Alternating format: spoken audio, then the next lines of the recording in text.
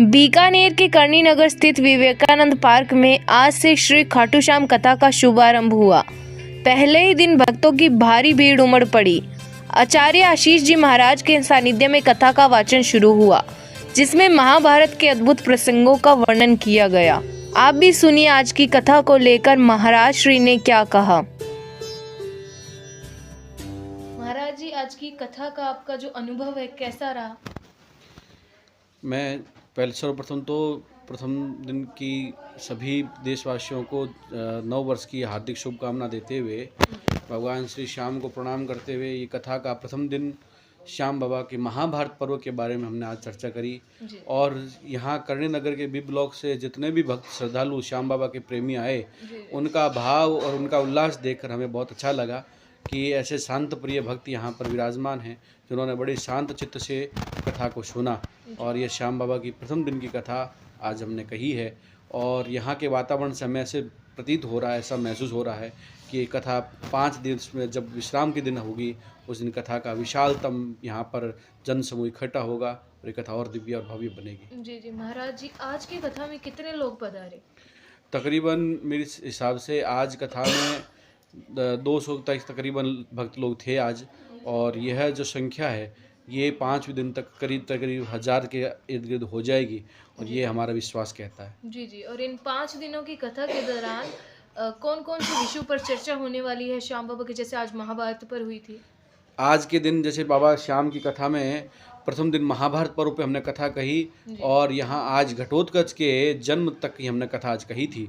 कल भगवान की कृपा से घटोत्कच का कल दूसरे दिन की कथा में घटोत्कच का जो कथा है उसके अंदर उनका विवाह होगा, और उनसे हमारे बाबा वीरवर बर्बरी का जन्म होता है, जो श्याम के रूप में पूजन जाता है, और वही वीर बर्बरी के समय आकर के श्याम बनते हैं। तो दूसरे दिन की कथा में बाबा श्याम का जन्मोत्सव होगा।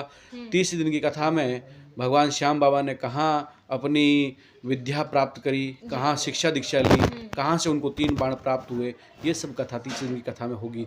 चौथे दिन की कथा के अंदर विस्तार से वहाँ बाबा की कैसे वो कुरुक्षेत्र पहुँचते हैं, कैसे शीश के दान की कथा को आगे बढ़ती है, क्या युद्ध की लीला है, कैसे ये सब कुछ होता है, कैसे भगवान को खीर चूरमा पसंद है, क्यों है, कैसे बाबा को गुलाब प्रिय है, ये सभी कथाएं चौथे दिन रहनी है। और पंचम दिवस बाबा के श्याम का जो शीश का दान है उसकी कथा होते हुए ये कथा विश्राम की तरफ आगे बढ़ेगी।